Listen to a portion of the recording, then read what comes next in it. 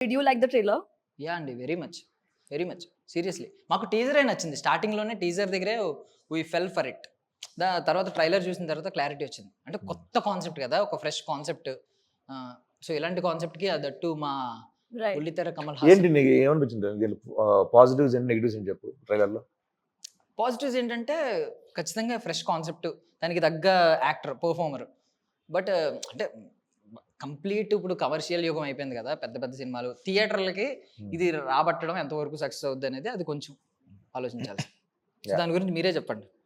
అంటే నన్ను అడిగితే పెళ్లి చూపుల దగ్గర నుంచి, బలగం దగ్గర నుంచి చాలా సినిమాలు చాలా రియలిస్టిక్గా వచ్చిన సినిమాలే. కంటెంట్, ఎమోషను, చిన్న కామెడీ వర్కౌట్ అయితే బడ్జెట్ లేకపోతే ఎక్కువ లగ్జరీస్గా తీసుకొని చూడట్లా. సో నేను బాగా అది నమ్ముతున్నా. సో నా పాయింట్ ఆఫ్ వ్యూలో కథ బాగుండి ఎమోషన్ వర్కౌట్ అయితే, కనెక్ట్ అయితే డెఫినెట్గా తెలుగు ఆడియన్స్ అసలు దాంట్లో పట్టం కట్టేస్తారు. అది ప్రూవ్డ్ చాలాసార్లు. ప్రూవ్డ్.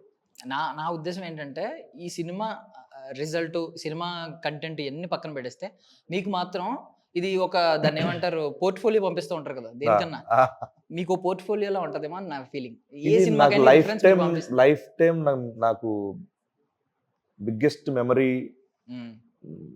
ఉంచుకునే సినిమా ఇది, ఒక యాక్టర్గా. యాక్టర్గా.